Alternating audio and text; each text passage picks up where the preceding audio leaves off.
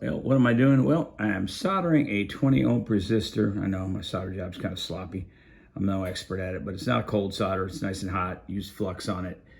I got these 20 ohm resistors for like $3. And what these are good for is when you're testing computer circuits, 5-volt reference. You can take this, I'll show you when I'm completely done.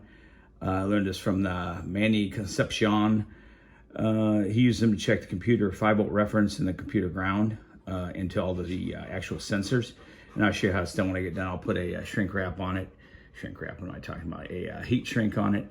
And I'll show you how I've wired this in with 18 gauge wire and how I'll use this as a jumper lead to check computer circuits with 5-volt reference. You can use other things, use a light bulb and they say and stuff, but this is a more safer way to do it using the 20 ohm resistor.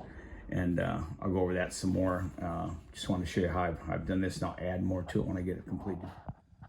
All right, back to my video. So I finished the wire. I've soldered in the 20 ohm resistor, and I've heat shrinked it in there. And I'm gonna put some ends on the end of these two cables right here. I'll show you that in a second. Here's one of the 20 ohm resistors right there. And I'm gonna try to do this one-handed, see if you can see. But they are, it does read 20 ohms of resistance. And, well, you can't see it, but anyway, I checked at 20 ohms resistance, and we also have 20 ohms resistance on these also.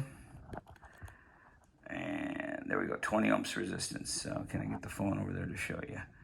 Nope, sure can't. Anyway, that sucks because I don't have free hands. So anyway, the wire does have 20 ohms resistance with a resistor built in here.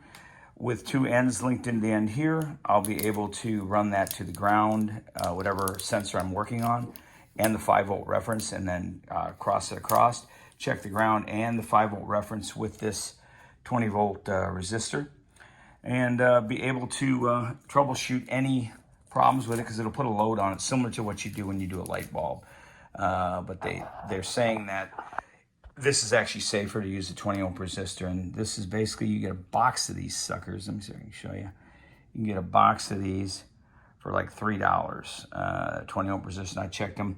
They come in a package like this, and they are accurate. They were actually 20 ohms each of them. And even after putting the wire on, extending some wire on each side, I make the lead about, I'd say it's about 8 feet long total, and soldered it in the middle.